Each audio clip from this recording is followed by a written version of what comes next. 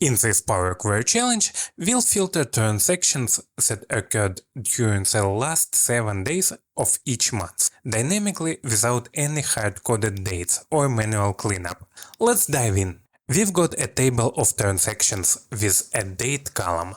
Our task is to return only those rows where the transaction happened in the final 7 days of each month, whether that month has 28, 30 or 31 days. Why not just filter by day greater than 25? Because not every month ends up on the 31st. This logic breaks in February, for example, and gives inconsistent results. Instead, we'll use a formula that works reliably for any date. Power Query has a lot of different date filters. But what if they are not enough? You can always use the custom rule. Let's break it down. Table select rows. This filters the table. Source loads the table from Excel, named Table2.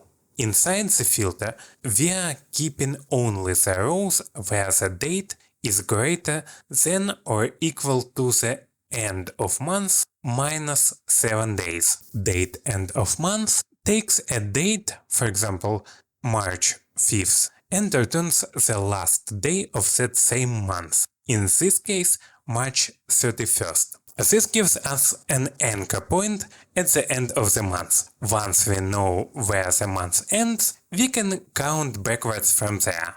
Duration.From 7. It's Power Query's way of saying 7-day time span.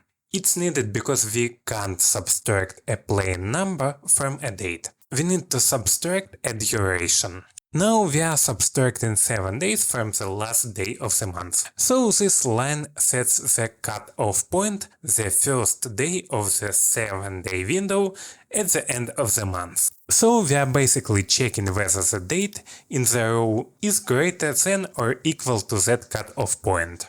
So this one-line condition gives you a dynamic month-aware filter that always returns the final 7 days of the month, no matter how long the month is and which month it is.